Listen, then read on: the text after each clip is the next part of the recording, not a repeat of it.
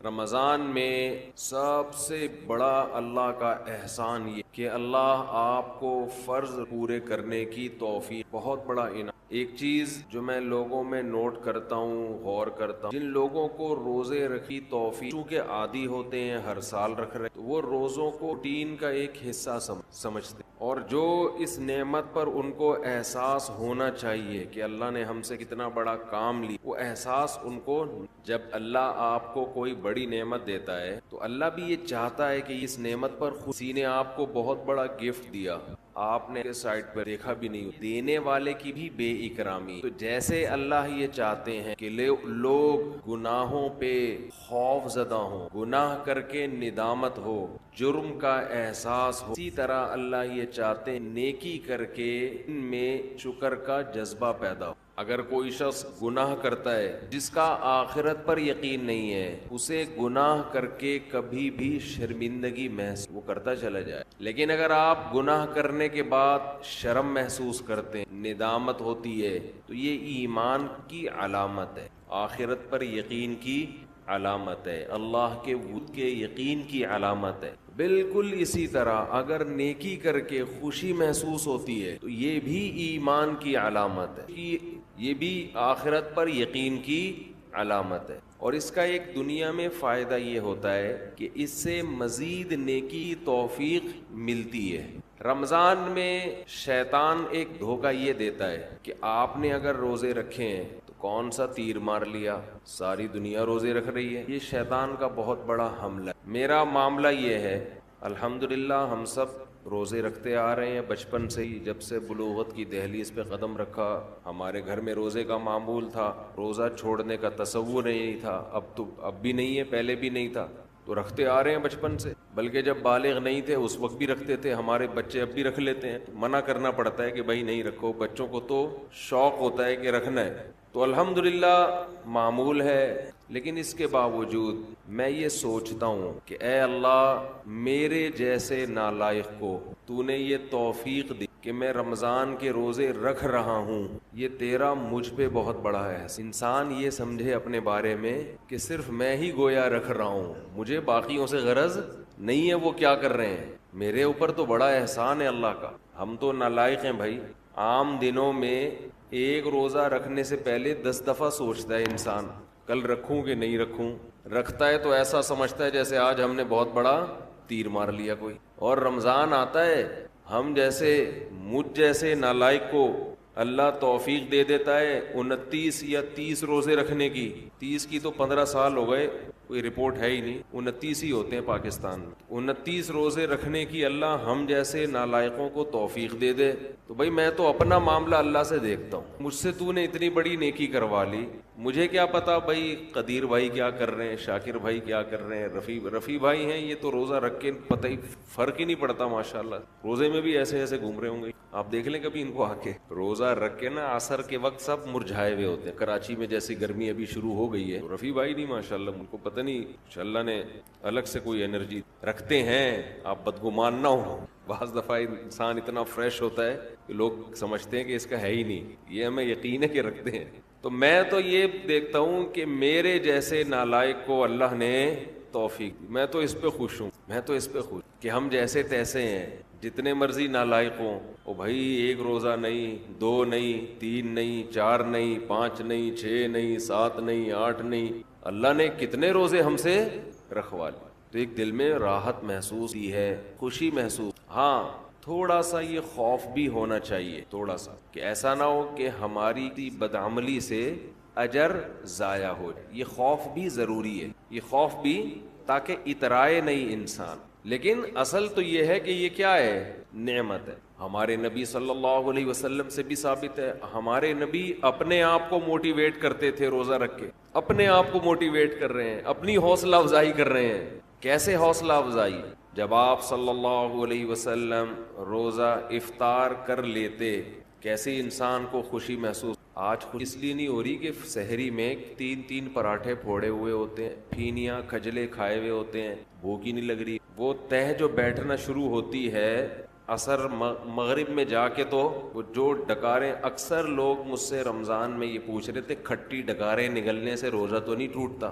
ایسا لگتا ہے ہر آدمی کھٹی ڈکارے ہی نگل رہا ہے سارا دن بیٹھ کے، کیونکہ ہر آدمی یہ مسئلہ پوچھ رہا ہوتا ہے کھٹی ڈکارے نگلنے سے روزہ تو نہیں ٹوٹتا؟ بھائی تو کیا ڈکاروں کے علاوہ اور کوئی کام نہیں ہے کیا؟ بہرحال یہ تو میں ایسے ہی کہہ رہا ہوں، لیکن جتنا مرضی 3 کیا 4 بھی کھا لو تو بھی بہرحال انسان مجاہدہ کرتا ہے. تبھی تو دنیا پرست آدمی ایک روزہ بھی، ہٹے کٹے لوگ دیکھے، ڈاکٹروں نے ان کو کہا ہوا بھی ہے کہ تم نہیں کھاؤ، تمہارے لیے کھانے کے علاوہ دنیا کا ہر کام تم پہ سوٹ کرتا ہے، پھر بھی روزہ نہیں رکھتے. ان سے نہیں رہا جاتا 2-4 گھنٹے بھی کچھ کھائے پیے بغیر. ان کو چائے چاہیے، ان کو گٹکا چاہیے، ان کو پان چاہیے، مسوار چاہیے، ان کو روٹی چاہیے، ان کو کچھ نہ کچھ جانوروں کی طرح جگالی کرنے کے لیے چاہیے کہ منہ گھومتا رہے.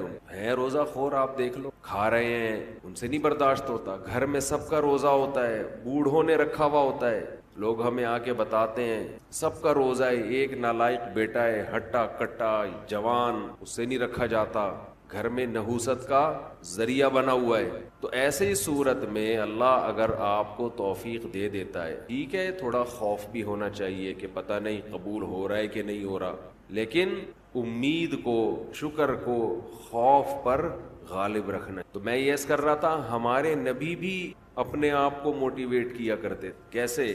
حالانکہ ہمارے نبی میں خواہشات پہ کنٹرول کرنے بہت طاقت تھی. آپ تو 24 گھنٹے کا روزہ رکھتے بسا اوقات.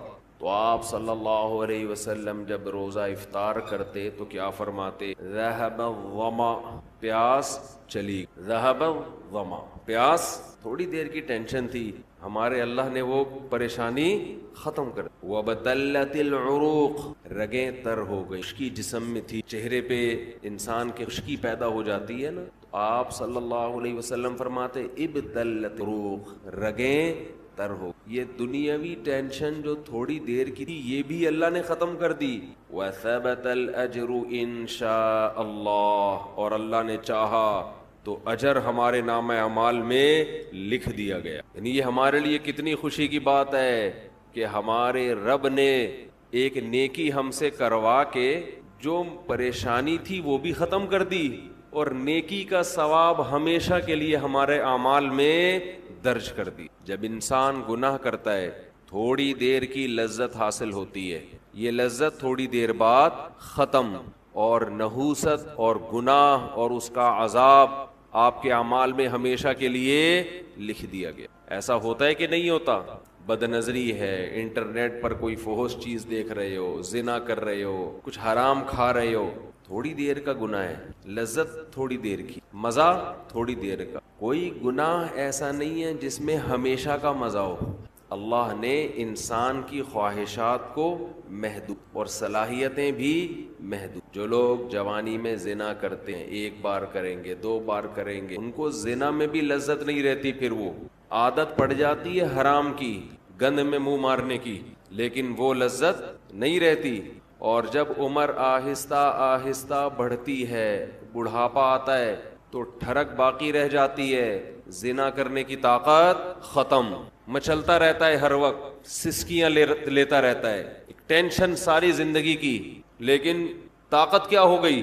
خوب سمجھ لے جو جوانی میں زنا کرتا ہے، خوب سمجھ لے بڑھاپے میں زنا کا جذبہ کبھی بھی ختم، بول لینا، نہیں ہوتا. اس خوش فہمی میں نہ رہنا کہ ہم جوانی میں زنا کر رہے ہیں تو بڑھاپے میں خود ہی چھوٹ جائے گا. نا نا نا نا نا نا نا، یہ بہت بڑی بھول ہے. زنا کا شوق بڑھاپے میں، اگر جوانی میں نہیں چھوڑا زنا تو بڑھاپے میں یہ شوق ختم نہیں ہوتا. اب خود سوچو، ایک چیز کا شوق باقی ہے لیکن اس کی طاقت ختم ہو گئی، کس قدر ٹینشن ہے، کس قدر عذاب ہے یہ.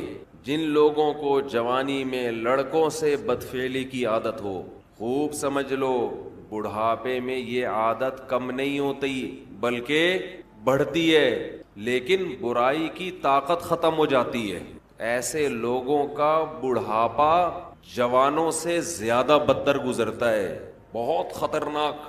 اللہ نے بڑھاپے میں یہ خاصیت رکھی ہے کہ جو چیز آپ میں جوانی میں ہوتی ہے، جو چاہتیں بڑھاپے میں وہ کم ہونے کے بجائے بڑھتی ہیں. سمجھ رہے ہیں کہ نہیں سمجھ رہے؟ بار بار حدیث پیش کر چکا ہوں میں. نبی صلی اللہ علیہ وسلم نے فرمایا یحرم ابن آدم ویشب فیہ اثنتان الحرص علی المال وطول الامل.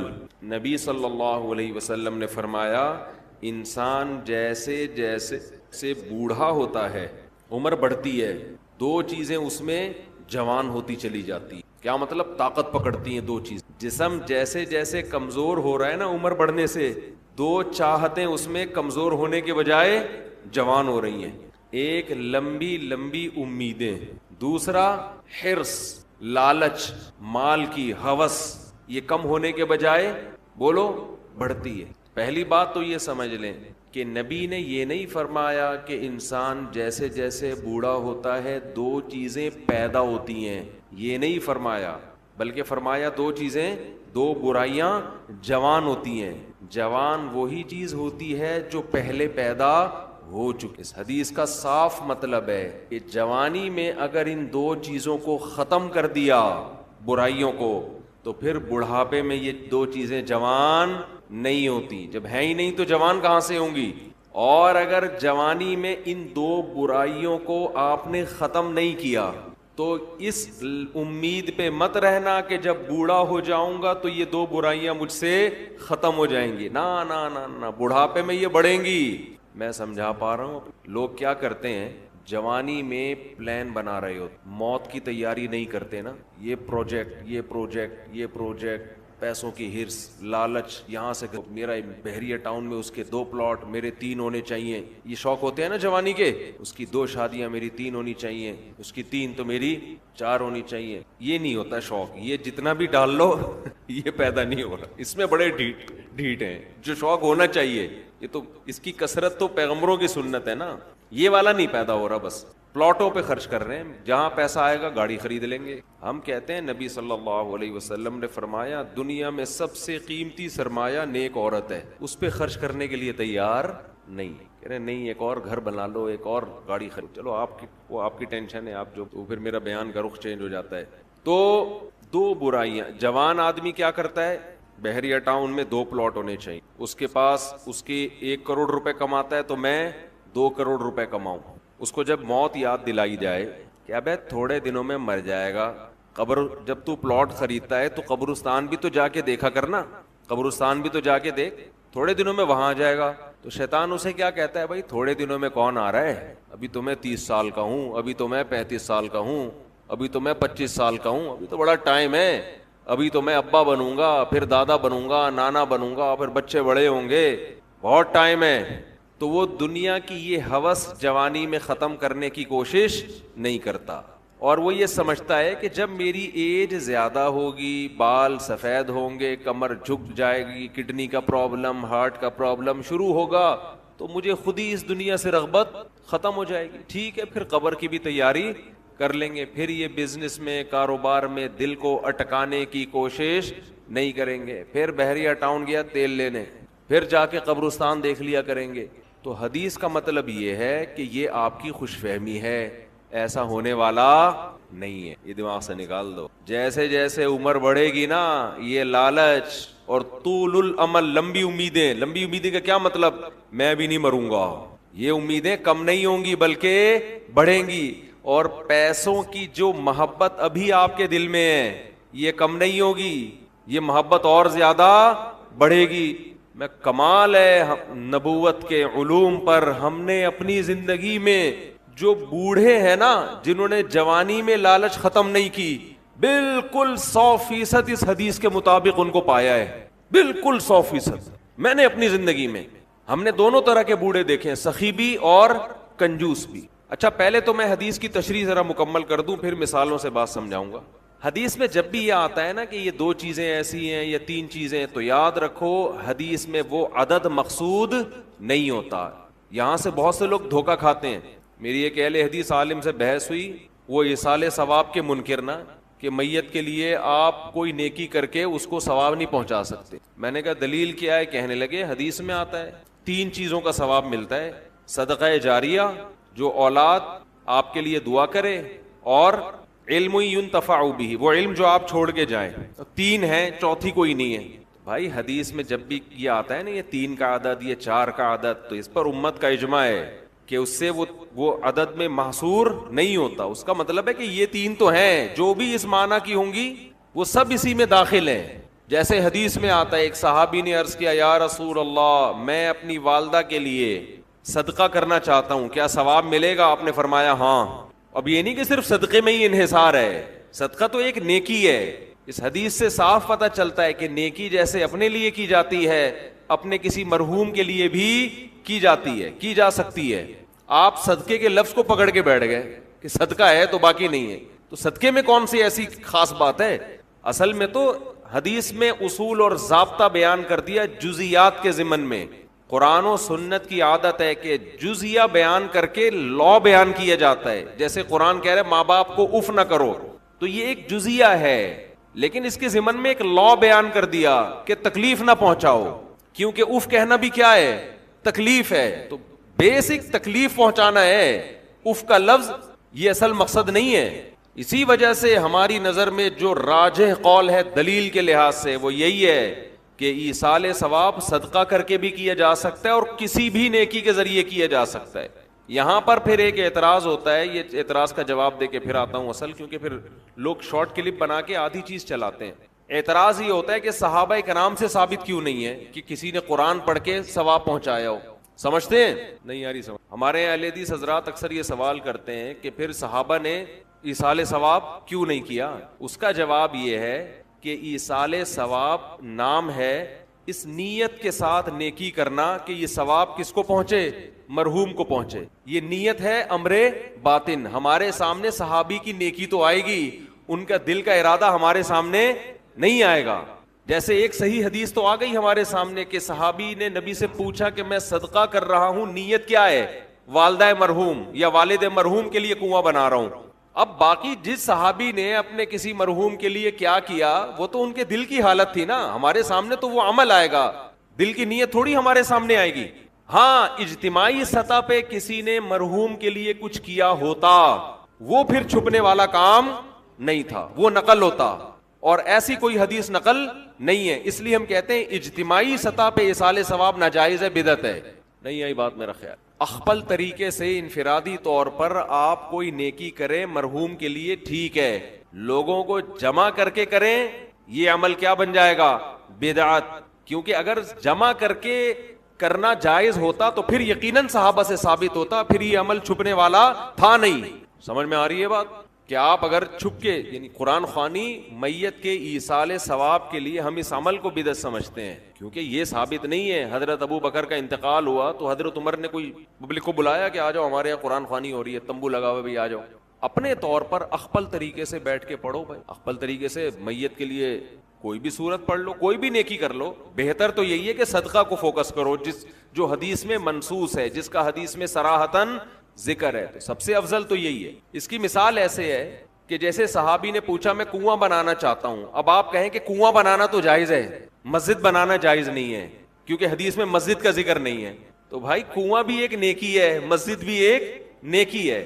تو جیسے کنواں بنانا جائز ہے تو سڑکیں بنانا بھی جائز ہے, مسجد بنانا بھی جائز ہے, سرائق بنانا بھی جائز ہے, سبیل بنانا بھی جائز ہے. تو ایسے صدقے کے علاوہ بھی نیکی کیا ہے؟ جائز ہے. تو خیر یہ تو درمیان میں ایک مسئلہ آ گیا جو اصل موضوع میں لے کے چل رہا تھا, اب ہم اس کی طرف آتے ہیں. تو میں یہ عرض کر رہا تھا یہ جو حدیث میں آتا ہے نا کہ 2 برائیاں ایسی ہیں کہ جوانی میں اگر آپ نے ان کو ختم نہیں کیا تو بڑھاپے میں وہ برائیاں کم ہونے کے بجائے بڑھتی ہیں. تو اس سے مراد صرف 2 برائیاں نہیں ہیں, یہ 2 تو مثال بیان کی گئی ہے. مطلب یہ کہ انسان میں جتنی خواہشات ہیں اگر جوانی میں ان خواہشات کو ختم نہیں کیا تو بڑھاپے میں وہ خواہشات کم نہیں ہوں گی بلکہ اور زیادہ بڑھ جائیں گی. لوگ کہتے ہیں بڑھاپے میں تو انسان کمزور ہو جاتا ہے تو خواہشات بڑھیں گی کیسے؟ او بھائی خواہش کو پورا کرنے کی طاقت ہونا الگ چیز ہے, خواہش کا جذبہ پیدا ہونا الگ چیز ہے. طاقت نہیں ہوگی. ایک آدمی کا دل چاہتا ہے کہ میں 2 پراٹھے کھا جاؤں, لیکن 2 نوالے کھا کے پیٹ خراب ہو جاتا ہے. جذبہ تو ہے 2 پراٹھوں کا, پاور. پاکستان سے کسی نے پوچھا ہے کیا خواتین پر تراویح پڑھنا لازم ہے؟ تراویح سنت مؤکدہ ہے. سنت مؤکدہ کہتے ہیں جو فرض کی طرح اور واجب کی طرح تو نہیں ہوتی، لیکن وہ عام سنتوں کی طرح بھی نہیں ہوتی کہ اس کو چھوڑنے والے کو ملامت ہی نہ کی جائے، تو اس کو سنت مؤکدہ کہتے ہیں۔ عام سنتوں سے زیادہ تاکید ہے اس کی، کیونکہ نبی صلی اللہ علیہ وسلم نے جہاں بھی صیام رمضان کا ذکر کیا، قیام رمضان کا بھی ساتھ میں ذکر کیا، دن کا روزہ رات کا قیام، دن کا روزہ رات کا قیام۔ تو یہ قیام کیسے ہوگا؟ نبی صلی اللہ علیہ وسلم نے 3 دن یہ قیام کر کے بتایا کہ ایسے ہوگا۔ اس میں کتنی رکعتیں پڑھی یہ معلوم نہیں۔ پھر حضرت عمر رضی اللہ تعالیٰ عنہ کے عمل سے ہمیں پتہ چلا کہ بھئی وہ اس طرح سے 20 رکعتیں ہوں گی، کیونکہ پھر پوری دنیا میں حضرت عمر نے اسی کو رائج کیا اور چاروں اماموں کا اس پر اتفاق ہوا کہ 20 رکعت سے کم تراویح نہیں ہے۔ تو اس سے پتہ چلا کہ یہ جو قیام رمضان ہے نا، یہی تراویح ہے، اور کم سے کم یہ 20 رکعتیں ہیں۔ تو اس لیے، اور یہ سنت مؤکدہ ہیں کیونکہ ان کی بہت زیادہ تاکید ہے۔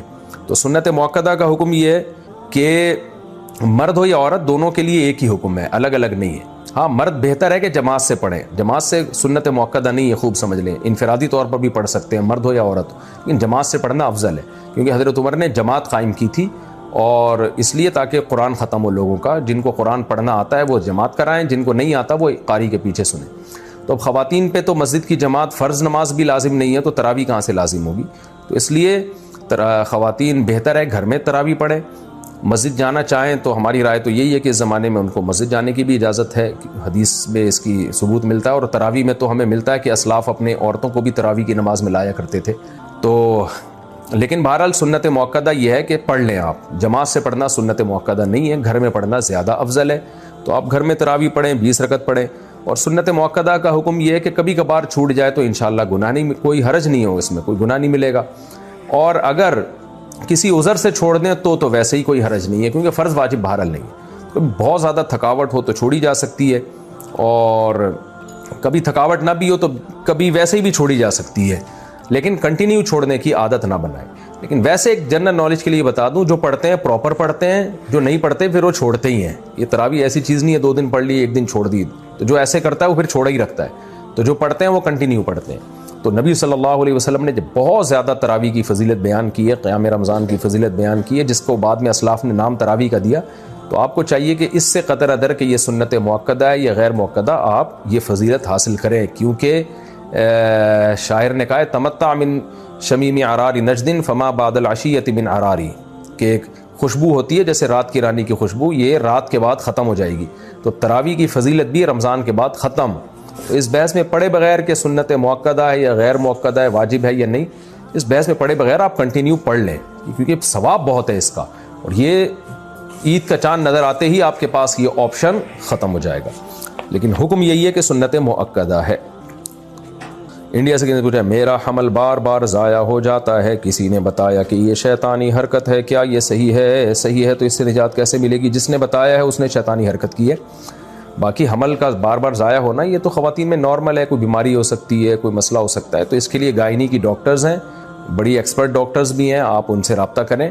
تو یا کوئی ماہر حکیم ہو، طبیبہ ہو، ماہر ہو، حکیموں میں 2 نمبر بہت ہوتے ہیں، تو اس لیے 1 نمبر حکیم کو تلاش کریں، کوئی ماہر ہو تو اس سے بھی علاج کیا جا سکتا ہے، کیونکہ پرانا مرض ہے یہ، تو انشاءاللہ آپ ٹھیک ہو جائیں گی۔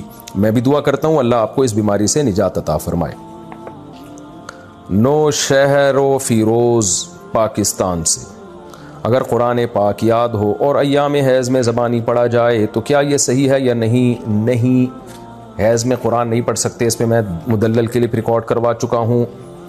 سیف الدین ضیاء دہلی سے، میرے امتحان شروع ہونے والے ہیں جس کا ٹائم 12:30 ہے، تو میں ظہر کی نماز کس وقت ادا کروں گا؟ بھائی مجھے نہیں پتا آپ کے یہاں ظہر کے ٹائم شروع کب ہوتا ہے ختم کب ہوتا ہے، تو امتحان اگر 12:30 پہ شروع ہو رہا ہے اور ظہر کا وقت پہلے شروع ہو جاتا ہے تو پہلے پڑھ لیں ظہر کی نماز، اور اگر ظہر کا وقت 12:30 تک شروع نہیں ہوتا تو پھر امتحان ختم ہونے کے بعد اگر ظہر کا وقت قائم رہتا ہے تو پڑھ لیں، امتحان ختم ہونے کے بعد پڑھ لیں۔ اور اگر آپ سمجھتے ہیں ایگزامینیشن ہال میں جتنی دیر بیٹھوں گا ظہر کا پورا وقت ختم ہو چکا ہوگا، نقشے میں دیکھ لیں، میپ میں، یعنی جو جدول ہوتا ہے نا جس میں نمازوں کے ٹائم ہوتے ہیں، تو پھر آپ کو امتحان کے دوران نماز پڑھنی پڑے گی۔ اس کا طریقہ یہ ہے کہ آپ کسی بہانے سے چلے جائیں، واش روم چلے جائیں یا کہیں بھی وضو کر لیں اور پھر جا کے جلدی سے 4 فرض پڑھ لیں۔ آپ سنتیں ایسی مجبوری میں چھوڑ دیں آپ، لیکن فرض نماز کسی قیمت پہ قضا نہیں ہو سکتی، خوب سمجھ لیں۔ عائشہ اختر راجستھان انڈیا سے، ہمارے ہاں 2 باتیں بڑی عام ہیں، ایک یہ کہ حشر میں ایک سوال ہوگا جس میں آپ سے پوچھا جائے گا کہ آپ کا پیر کون ہے، اگر اس کا جواب نہیں دے پائے تو جہنم میں جائیں گے۔ دوسری یہ کہ جس کا کوئی پیر نہیں ہوتا اس کا پیر شیطان ہوتا ہے، اس لیے پیر بنانا بہت ضروری ہے۔ تو مہربانی کر کے بتائیں کیا یہ باتیں درست ہیں؟ دیکھیں پہلی بات تو بالکل ہی کالعدم ہے کہ حشر میں سوال ہوگا آپ کا پیر کون ہے، نہ پیر کا سوال ہوگا نہ منگل کا سوال ہوگا، ذہن میں رکھیں۔ باقی یہ کہ جس کا پیر کوئی نہیں ہوتا اس کا پیر شیطان ہوتا ہے، یہ کسی حد تک درست بھی ہے کسی حد تک غلط بھی ہے۔ درست اس سینس میں ہے کہ عام طور پر جب آپ کے پاس علم نہیں ہوتا اور آپ صاحب علم کو اپنا رہبر بھی نہیں بناتے تو آپ گمراہ ہو جاتے ہیں، پھر گمراہ لوگ آپ کو گمراہ کر دیتے ہیں، غلط قسم کے اسکالرز کے ہتھے چڑھ جاتے ہیں آپ۔ تو صحیح علماء جو صحیح علم رکھتے ہیں ان کو پیر و مرشد بنائیں آپ، کیونکہ نبی صلی اللہ علیہ وسلم نے فرمایا، بلکہ قرآن میں فَاسْأَلُوا أَهْلَ الذِّكْرِ إِن كُنتُمْ لَا تَعْلَمُونَ، تمہیں علم نہیں ہے تو اہل علم سے پوچھو، ان سے رابطہ کرو۔ تو اس سینس میں علماء پیر و مرشد ہوتے ہیں۔ تو آپ جس کو بہتر سمجھیں کہ یہ اس کے پاس تقویٰ زیادہ علم زیادہ ہے تو اس کو اپنا بڑا بنا لیں، لیکن وہ خود سنت کا متبع ہو، خود توحید پرست ہو، بدعتی نہ ہو، شہوت پرست نہ ہو، حب دنیا کا مریض نہ ہو، تو یہ بہتر ہوتا ہے۔ کیونکہ بے لگام اونٹ جو ہے نا وہ پھر ادھر ادھر بھٹکتا رہتا ہے، تو اس کا رزلٹ دیکھیں نا آپ، جو علماء کو فالو نہیں کرتے پھر کدھر جاتے ہیں۔ اور غلط مطلب اس کا یہی ہے کہ وہ پیر بنانا گویا فرض ہے، تو بھائی فرض نہیں ہے، اصل ہے قرآن و سنت پہ چلنا۔ تو علماء کی رہنمائی میں قرآن و سنت پہ آپ چل لیں، بے شک کسی کو پیر و مرشد نہ بھی بنائیں، تو جو اصل ہے شریعت کو فوکس کرنا ہے۔ تو اگر کوئی پیر بنائے بغیر بھی شریعت پہ چل جاتا ہے تو پھر اس کو یہ نہیں کہا جائے گا کہ اس کے پیر شیطان ہے۔ ہاں چلے وہ علماء کی نگرانی میں ہی، تو عملی طور پر علماء ہی کو پیر بنائے گا وہ، لیکن زبان سے نہیں کہے گا کہ میرے پیر ہیں وہ۔ محمد حارث انگلینڈ سے، یہاں 90% مرغی کے انڈوں میں سرخ اسپاٹس ہوتے ہیں، معلوم ہوا ہے کہ مرغی کی فارم میں چہل قدمی کی وجہ سے یا دیگر کسی وجہ سے کوئی نس ڈیمیج ہو جاتی ہے، رہنمائی فرمائیے۔ دیکھیں مجھے نہیں پتہ یہ سرخ اسپاٹس کیوں ہوتے ہیں، لیکن حقیقت میں اگر انڈا وہ اتنا خراب ہو جائے، ٹائم گزرنے کی وجہ سے اس میں سرخ اسپاٹ پیدا ہو جائے تو پھر اس کا کھانا جائز نہیں ہے، کیونکہ وہ سڑنے لگتا ہے، وہ خبائث میں داخل ہو جاتا ہے۔ تو اب یہ آپ کو پولٹری فارم والے ہی بتائیں گے کہ سرخ اسپاٹ کس چیز کا ہے، بلڈ کا ہے پھر تو غلط ہے، بلڈ کا اگر نہیں ہے تو پھر ٹھیک ہے۔ ساؤتھ افریقہ، کیا بریلویوں کے پیچھے نماز پڑھنے سے نماز ہو جاتی ہے؟ رہنمائی فرمائیں بریلویوں کی مسجد میں اذان دینا کیسا ہے؟ میں جس محلے میں رہتا ہوں وہاں بریلویوں کی مسجد میں وہاں نماز پڑھنے جاتا ہوں، پھر مجھے وہاں کے لوگ کہتے ہیں کہ آپ اذان پڑھیں، تو میں جواب دیتا ہوں کہ ہمارے ہاں اذان سے پہلے صلاۃ نہیں پڑھی جاتی، تو کیا میں نے ٹھیک کیا؟ رہنمائی فرمایا اذان تو بھائی کسی بھی مسجد میں دی جا سکتی ہے، باقی بریلویوں کے پیچھے نماز پڑھنا جائز ہے یا نہیں تو مسئلہ دیوبندی بریلوی اہل حدیث کا نہیں ہے، جو بھی توحید پرست ہو اس کے پیچھے نماز پڑھنا جائز ہے، اور جو بھی مشرک ہو اس کے پیچھے نماز جائز نہیں ہے، چاہے وہ دیوبندی ہو، چاہے وہ اہل حدیث ہو، چاہے وہ بریلوی ہو۔ تو اب شرک کسے کہتے ہیں؟ اللہ کے سوا کسی اور کو یہ سمجھنا کہ وہ اسباب سے ہٹ کے میری مدد کر سکتا ہے، تو یہ شرک ہے۔ تو چاہے وہ دیوبندی کرے چاہے اہل حدیث کرے، بعض دیوبندی بھی ایسا کرتے ہیں کہ وہ ایسے ان کے عقیدے خراب ہو گئے ہیں کہ وہ شرکی حد تک پہنچے ہوئے ہیں، ایسے پیر و مرشد جاہل ہیں، دیوبندیوں میں بھی کہتے ہیں اپنے آپ کو دیوبندی ہیں، لیکن ان کے یہ عقیدے ہیں کہ نبی صلی اللہ علیہ وسلم جو ہے، ہم جہاں سے آپ کو پکاریں آپ ہماری جواب کا جواب دیتے ہیں اور ہماری پکار پہ لبیک کہتے ہیں، اس طرح کے ان کے بھی عقیدے ہیں۔ بریلویوں میں بھی ایسے لوگ ہیں اور شاید اہل حدیث میں بھی ہوں ایسے، لیکن میرا خیال ہے اہل حدیث میں ذرا مشکل ہی ہے اس طرح کے لوگ ہوں، لیکن جاہل پیر جہاں بھی ہوں گے تو کیونکہ اہل حدیثوں میں تصوف نہیں ہے تو ان میں یہ چیزیں ذرا کم ہیں، لیکن دیوبندیوں میں بھی کم ہیں، لیکن یہ نہیں ہے کہ نہیں ہے۔ بعض دیوبندی ہم نے پیروں میں دیکھے ہیں جاہل قسم کے، تو وہ اصل میں دیوبندی ہیں ہی نہیں، لیکن لیبل ان کے ساتھ دیوبندیوں کا لگا ہوا ہے۔ اور بریلویوں میں بھی جو مستند ان کے علماء ہیں وہ اس شرک کی نفی کرتے ہیں، لیکن جو بہت ہی ایکسٹریم لیول پہ گئے ہوئے ہیں وہ یا رسول اللہ مدد اور نبی صلی اللہ علیہ وسلم کو ہر جگہ حاضر ناظر سمجھتے ہیں جسم کے ساتھ، تو یہ شرک ہے۔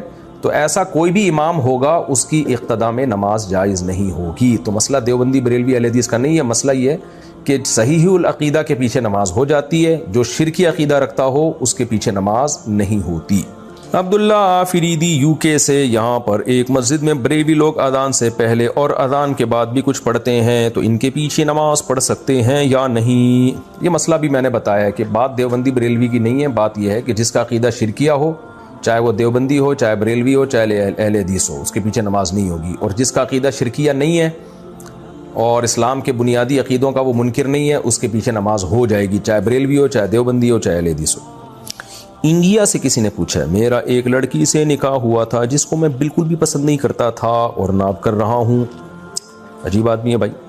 جب سے یہ نکاح ہوا ہے اس وقت سے اب تک بے سکون ہوں، میری صحت بھی بہت خراب ہے، جب بھی اس سے بات کرتا ہوں تو اور بھی بے سکونی ہو جاتی ہے، نفرت ہوتی جا رہی ہے، کسی بھی چیز میں دل نہیں لگ رہا، میرے حالات بہت خراب ہیں، دل جیسے بجھ سا گیا ہے، میرے حالات کی وجہ سے میرے والدین پر بھی برا اثر پڑ رہا ہے، میں کیا کروں؟ آپ ایک اور شادی کر لیں میرے بھائی، اس بیچاری کو آپ چھوڑیں گے تو آج کل پتہ ہے طلاق کے بعد لڑکیوں کا ہوتا کیا ہے۔ اور دوسری بات آپ کی غلطی ہے، آپ کو دیکھ بھال کے شادی کرنی چاہیے تھی، اگر آپ کو بالکل بھی پسند نہیں تھی تو آپ اڑ جاتے، آپ نے دوسرے کی زندگی کو اپنی ماں باپ کی بھینٹ کیوں چڑھا دیا بھائی؟ لڑکا کہتا ہے میرے ماں باپ کا دباؤ تھا، بھائی صاحب آپ جو ہے نا ماں باپ کے کہنے میں آ کے آپ کسی لڑکی کی زندگی آپ برباد کر رہے ہو، تو آپ کو اگر نہیں کرنی تھی آپ کہہ دیتے کہ بھائی یہ نہیں ہو سکتا، میں کسی صورت میں قبول نہیں کروں گا، دیکھا ہی ہوگا نا آپ نے یا بغیر دیکھے کر لیا آپ نے۔ تو اب اگر آپ نے اس کو دھوکہ دیا اور اس بیچاری کو جو ہے نا ماں باپ کے کہنے پر نہ چاہتے ہوئے بھی شادی کر لی تو اس میں لڑکی کا کیا قصور ہے؟ تو اس صورت میں ہم کبھی بھی طلاق کا مشورہ نہیں دیتے، لڑکیوں کے ساتھ حالات بہت خراب ہو جاتے ہیں طلاق کے بعد۔ تو آپ کے پاس اللہ نے ایک آپشن دیا، 3 مزید شادیاں کریں آپ، اور میں انشاءاللہ آپ کو دعوے سے کہتا ہوں جب آپ ایک اور شادی کریں گے تو اس پہلی بیوی سے بھی آپ کو محبت ہو جائے گی، کیونکہ آپ کی ایک ڈیزائرز ہیں جو جسمانی ڈیزائرز ہیں وہ جب دوسری بیوی سے پوری ہوں گی تو اس کو آپ اس طور پر قبول ذہن کر لے گا کہ بھئی چلو میرے نکاح میں یہ پہلی عورت ہے جو میرے نکاح میں آئی ہے۔ انسان کو پہلی بیوی سے اس بیس پہ بھی محبت ہوتی ہے کہ میں جب کما رہا تھا تو پہلی عورت میری زندگی میں آئی ہے، تو یہ بھی ایک وجہ ہوتی ہے۔ اب آپ دیکھیں نا لوگوں کی بیوی بوڑھی ہو جاتی ہے پھر بھی لوگ محبت کر رہے ہوتے ہیں، کیوں بھائی؟ یہ میری جو ہے نا زندگی میری اس کے ساتھ گزری ہے۔ تو میں مشورہ آپ کو نہیں دوں گا۔ باقی شرعی حکم کیا ہے؟ شرعی حکم یہ ہے کہ مرد جب طلاق دینا چاہے کسی معقول وجہ سے وہ طلاق دے سکتا ہے، بشرطے کہ طہر میں پاکی کے ایام میں 1 طلاق دے، ہم بستری کیے بغیر، وہ جو طلاق کا سنت طریقہ ہے۔ تو اس طریقے سے طلاق دیں گے، طلاق ہو تو جائے گی، لیکن بہرحال شریعت نے اس کو ناپسند کیا، اب غض الحلال، حلال ہونے کے باوجود ناپسند کیا۔ تو حلال ہے آپ کے لیے ایسی لڑکی کو ڈیورس دینا، لیکن بہرحال ناپسندیدہ کام ہے، تو ناپسندیدہ کام کے کبھی بھی مشورے نہیں دیے جا سکتے، اور خاص طور پر اپنی بہن بیٹیاں جو آپ کی بیٹیاں بعد میں ہوں گی ان کو سامنے رکھ کے سوچیں کہ طلاق کے بعد بیچاری لڑکیوں کا حشر کیا ہوتا ہے۔ تو اس لیے آپ ان کو اتنا زیادہ بوجھ دل پہ نہ لیں، ایک اور شادی کریں اور اس کے ساتھ جو ہے انشاءاللہ اس کے بعد آپ کے دل میں اللہ اس کی محبت بھی انشاءاللہ ڈال دے گا۔ انڈیا سے کسی نے پوچھا ہے رمضان میں نفلی عبادت کرنا افضل ہے؟ نفلی عبادت کہاں کرنا افضل ہے؟ گھر میں کرنی چاہیے مسجد میں؟ تمام تر نفلی عبادتیں گھر میں کرنا ہی افضل ہیں، ہاں مسجد میں بھی کی جا سکتی ہیں، بعض دفعہ گھر میں دل نہیں لگ رہا ہوتا تو مسجد میں کر لیں، لیکن افضل یہی ہے کہ نبی صلی اللہ علیہ وسلم سے جو ثابت ہے گھر میں۔ البتہ اشراق کی جو نماز ہے نا اس میں جو حدیث میں آتا ہے کہ فجر پڑھ کے وہیں بیٹھے رہیں، تسبیح کریں، اور سورج جب طلوع ہو جائے اچھی طرح سے تو پھر 2 رکعت پڑھ لیں، تو وہ مسجد میں ہی ہے۔ اس کے علاوہ جو ہے گھر میں پڑھنا زیادہ افضل ہے، لیکن نہ کرنے سے بہتر ہے کہ کہیں بھی کر لیں، بھلے گھر میں نہیں تو مسجد میں ہی کر لیں، اس چکر میں چھوڑیں نہیں۔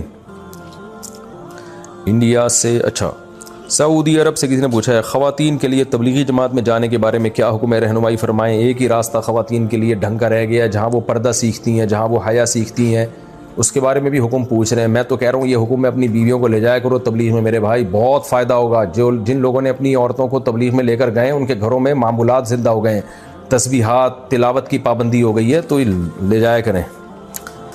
انڈیا سے کسی نے پوچھا ہے کسی نے بینک میں 1 لاکھ روپے جمع کیے اور ان پیسوں پر بینک نے اس شخص کو بیاض یعنی سود دیا، ان بیاض کے پیسوں کا وہ شخص کیا کرے گا؟ اس کی وضاحت کریں۔ غلط کام کیا اس نے، بینک میں کیوں سودی بینک میں رکھے؟ بہرحال اب رکھ لیے تو جو سود ملا ہے اس کو لے لے اور ثواب کی نیت کے بغیر صدقہ کر دے۔ عرفان صاحب ہندوستان سے پوچھتے ہیں ہم 6 بہن بھائی ہیں اور 2 بھائی اور 4 بہنیں، الحمدللہ میری ماں اور باپ ٹھیک ہیں اور میرے ساتھ رہ رہے ہیں۔ میرے والد کے پاس 3 جائیدادیں تھیں جن میں انہوں نے میری بہنوں کی شادیوں کے لیے 2 جائیدادیں بیچی تھیں اور ان کی شادی میں انہوں نے انہیں سونا اور پیسہ اور دیگر گھریلو ضروریات جیسی قیمتی چیزیں دے دی تھیں، اور میرے والد نے انہیں بتایا تھا کہ میں نے آپ کی خاطر کروڑوں کی 2 جائیدادیں بیچی ہیں، آپ کو پیسے اور سونا دیا ہے اور آپ کی شادیاں اچھے طریقے سے کی، باقی جائیداد ان 2 بیٹوں کی ہوگی جو میں اور میرا بھائی ہیں، اور وہ بھی اس وقت اس پر راضی ہو گئے تھے۔ اب اتنے سال گزر چکے کہ میری بہنیں اس پراپرٹی میں حصہ مانگ رہی ہیں جو میری اور میرے بڑے بھائی کی ہے۔ میرے والد اور والدہ اب بھی ایک ہی فیصلے پر ہیں کہ باقی ماندہ جائیداد مجھے اور میرے بھائی کو تقسیم کر دیں۔ الحمدللہ ہماری بہنوں کی اچھی جائیدادیں ہیں، لیکن پھر بھی وہ اس جائیداد میں حصہ کا مطالبہ کرنی ہے جو میرے والد نے میرے اور میرے بھائی کے لیے رکھی ہے۔ جو رقم اور سونا میرے والد میری بہنوں کو ان کی شادی میں میرے والد نے دیا تھا وہ اس حصے کے مقابلے میں بہت زیادہ قیمتی ہے، وہ جو جائیدادیں مانگ رہی ہیں۔ میں صرف یہ واضح کرنا چاہتا ہوں کہ کیا میں یہ جائیداد اپنے والد اور والدہ سے لے سکتا ہوں؟ کیا اسلام میں اس جائیداد کو قبول کرنا قانونی ہوگا؟ براہ کرم مجھے مشورہ دیں، مسئلہ بتائیں۔ دیکھو ابھی آپ کے والد صاحب زندہ ہیں تو اس میں نہ بہنوں کا حق ہے نہ آپ کا حق ہے، لیکن آپ کے ابا نے جب کروڑوں کی جائیدادیں یا کروڑوں روپے بیٹیوں کو دے دیے تو اب ابا کو چاہیے کہ اتنا ہی پیسے بیٹوں کو بھی دیں۔ یہ کہنا کہ جائیداد میں بیٹیوں کا حصہ نہیں ہے یہ غلط ہے، کیونکہ ابا کے انتقال کے بعد جتنا ابا کا مال ہوگا دوبارہ سے اس میں پوری وراثت تقسیم ہوگی اور بہنوں کو بھی پورا پورا حصہ ملے گا۔ تو اب اس کا یہی حل ہے کہ ابا چونکہ ابھی زندہ ہے تو زندگی میں یہ کام کر لیں کہ جب بہنوں کو دے دیا ہے تو پھر بیٹوں کو بھی ان کا حصہ زندگی میں دے کے ہینڈ اوور کر دیں۔ یہ کہنا کافی نہیں ہے کہ میرے مرنے کے بعد بیٹیوں کا حصہ نہیں ہے، نہ، ابا کا انتقال ہوگا تو مرنے کے بعد دوبارہ بیٹیوں کا حصہ ملے گا، کیونکہ وراثت مرنے کے بعد اس کا حق ثابت ہوتا ہے، تو جو حق ثابت ابھی ہوا ہی نہیں ابا وہ اس سے دستبردار کر ہی نہیں سکتے، تو اس لیے ابھی سے ابا بیٹوں کو دے کے ہینڈ اوور کر دیں گے تو ٹھیک ہو جائے گا، نہیں کریں گے تو اس جائیداد میں بیٹیوں کا پورا پورا حصہ ہوگا۔ وحید احمد ضلع مستونگ بلوچستان سے، مفتی صاحب میرا سوال یہ ہے کہ کیا خرگوش حلال ہے یا نہیں؟ اکثر لوگ کہتے ہیں کہ حرام ہے، غلط کہتے ہیں بھائی، خرگوش حلال ہے، اس کی حلت حدیث سے ثابت ہے۔ خرگوش اصل میں شاید حرام اس لیے کہتے ہیں، خر کہتے ہیں گدھے کو عربی میں، اور گوش کان کو کہتے ہیں، تو گدھے جیسے اس کے کان ہوتے ہیں نا، تو شاید اس وجہ سے لوگ سمجھتے ہیں کہ یہ گدھے کے حکم میں ہے، تو لوگوں کو بتا دیا جائے کہ یہ گدھے جیسا کان ہے، خالی ہے، خود گدھا نہیں ہے یہ، تو کان نہ کھائیں آپ، باقی باڈی کھا لیں آپ۔ تو باقی خرگوش حلال ہے، صحیح حدیث سے یہ بات ثابت ہے اور اجماع امت سے ثابت ہے، کھا سکتے ہیں۔ پاکستان سے کسی نے پوچھا ہے فرض نماز میں پڑھے جانے والے نفل کھڑے ہو کر پڑھنے چاہیے یا بیٹھ کر؟ کھڑے ہو کر پڑھنے چاہیے نوافل فرض نماز کے بعد، یا کبھی بھی جب نفل پڑھتے ہیں تو کھڑے ہو کر پڑھنے میں ڈبل ثواب ہے، بیٹھ کے پڑھنے میں آدھا ثواب ہے۔ عرفان صاحب ہندوستان سے پوچھتے ہیں ہم 6 بھائی بہن ہیں، 2 بھائی اور 4 بہنیں۔ اچھا یہ تو ہو گیا مسئلہ۔ شہباز احمد بہار انڈیا سے، کیا بنا توبہ کے قضا نماز ہو جائے گی؟ کافی بار میں جان بوجھ کر نماز چھوڑ دیتا ہوں، پھر جب وقت ملتا ہے تو اس کی قضا پڑھ لیتا ہوں، جبکہ میں توبہ نہیں کرتا اور دل میں نیت بھی نہیں ہوتی کہ آئندہ نہیں چھوڑوں گا، تو کیا ایسے میں میری نماز ہو جائے گی؟ قضا کرنا نماز کا سب سے بڑا گناہ ہے، چھوٹا گناہ نہیں ہے، تو یہ ہلکی بات نہیں ہے جو آپ نے لکھ دی کہ میں نماز قضا کر دیتا ہوں۔ تو بھائی آپ نماز اللہ نہ کرے قضا ہو جائے، سچی توبہ بھی کریں اور پھر اپنے اوپر کوئی سزا بھی رکھیں، کوئی کفارہ دیں، جرمانہ دیں اپنے اوپر، تاکہ نماز قضا ہونے سے اپنے آپ کو بچائیں۔ کھانا چھوڑ دیں ایک ٹائم کا جب جو نماز آپ سے چھوٹتی ہے، تو توبہ کرنے سے باقی یہ کہ گناہ معاف ہوتا ہے اور آئندہ آپ دوبارہ سے پھر عزم کریں نماز پڑھنے کا، لیکن یہ چھوٹا گناہ نہیں ہے، یہ ذہن میں رکھیں۔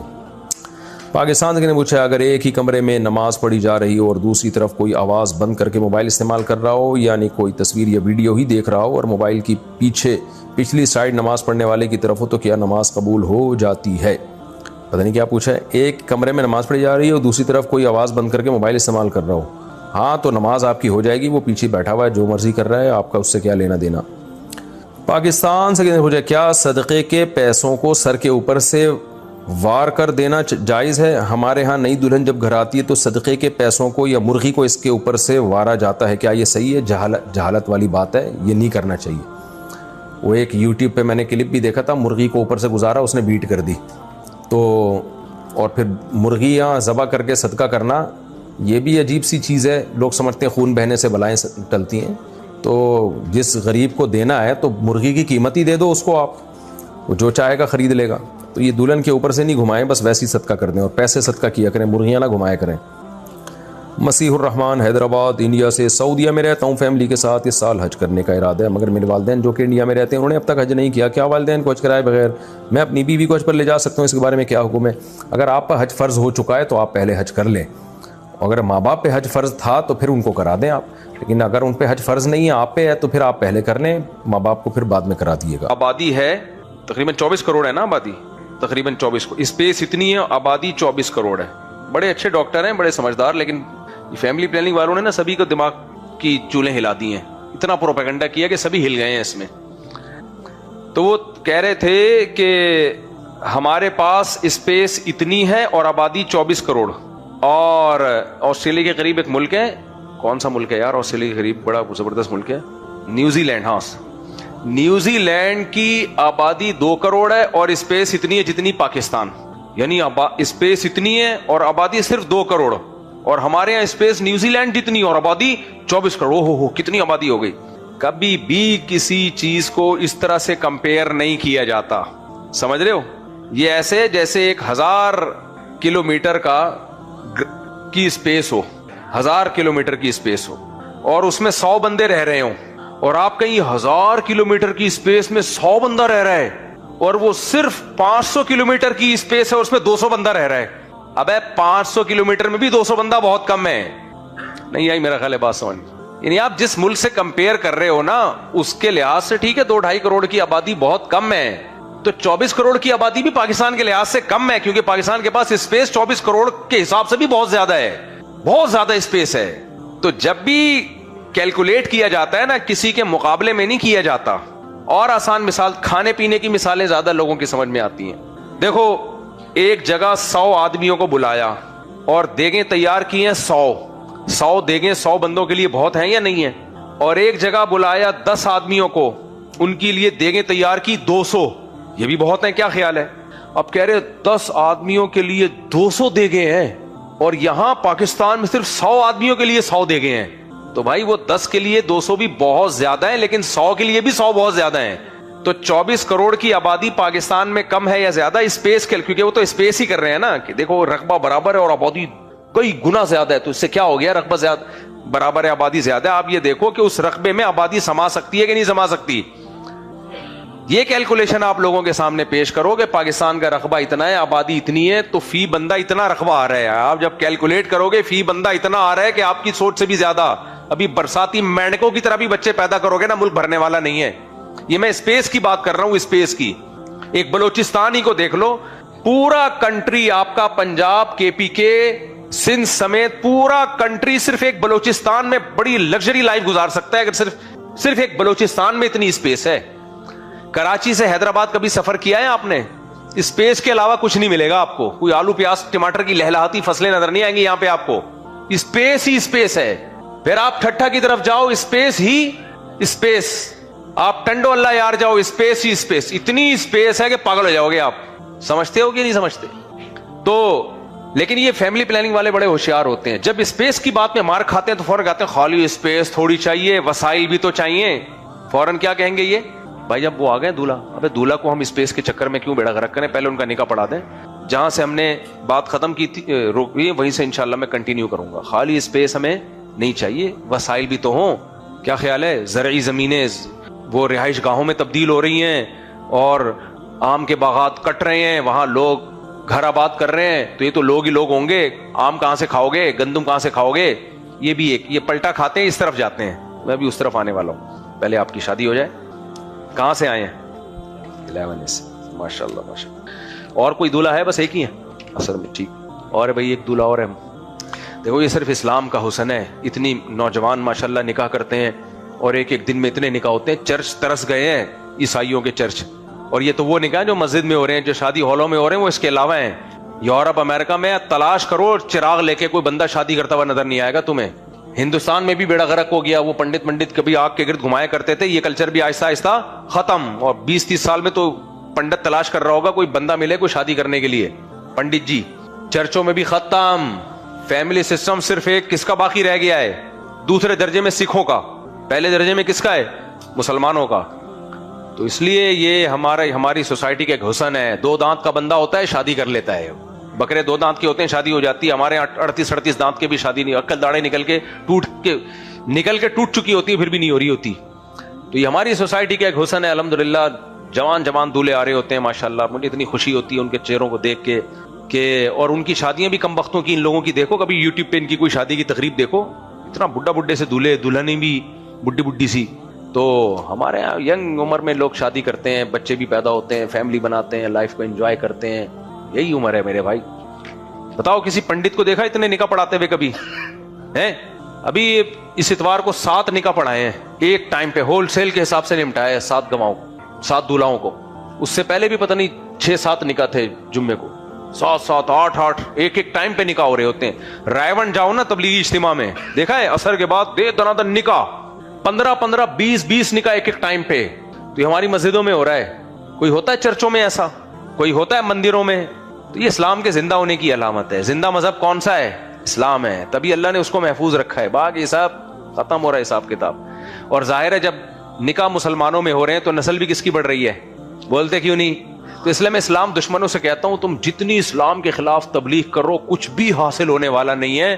ایک ایک بندہ 19 پیدا کر رہا ہے یار, تم کیا کرو گے؟ یعنی تم کتنے لوگوں کو غیر مسلم بنا دو گے؟ تم کتنے بھٹو مارو گے؟ ہر گھر سے بھٹو وہ کہتے ہیں نا پیپلز پارٹی والے. میں ملاوی جا رہا تھا. ملاوی میں عیسائی مشنریاں بہت کام کر رہی ہیں. میرا بہت دفعہ سفر ہو چکا ہے ملاوی کا. افریقہ میں کنٹری ہے نا, تو جب بھی جہاز میں جاؤ عیسائی مشنری کے کچھ لوگ ملتے ہیں جو عیسائیت کی تبلیغ کے لیے جا رہے ہوتے ہیں. کر رہے ہیں, ان کا مذہب ہے, وہ کر رہے ہیں جو ان کے سمجھ میں آتا ہے. لیکن میں سوچتا ہوں یہ بیچارے اپنی محنت ضائع کر رہے ہیں.